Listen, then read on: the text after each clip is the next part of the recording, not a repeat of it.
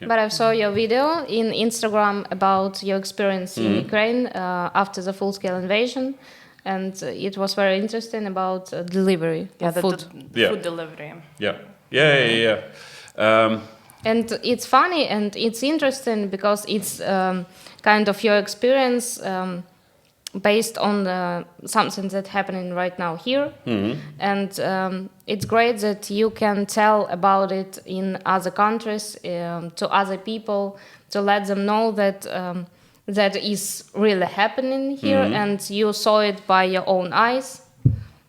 Well, you guys are doing even more, not just you guys saw it with your own eyes. You're actually like making videos, TikToks, Reels, and like talking about it. And then that's stories, you know, and that's amazing. We really appreciate it because, you know, you get to share with the international audience.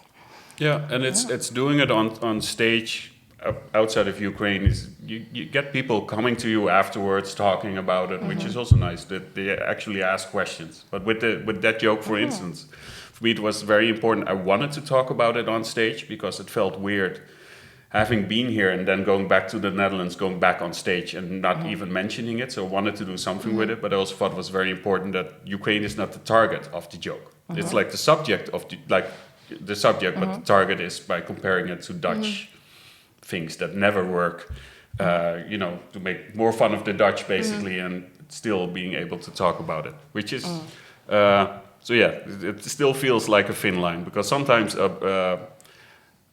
outside of the Netherlands, when I start talking about it, the audience, well, always when I start talking about it, the audience goes dead quiet. It's as soon as you say, so, oh, I've just been to Ukraine, it's like, I've noticed that too. and usually, while telling the story, they get back on track, but sometimes they're like, no, we still don't know how to feel about this or how to react, but then still, it's good to have talked about it, I guess.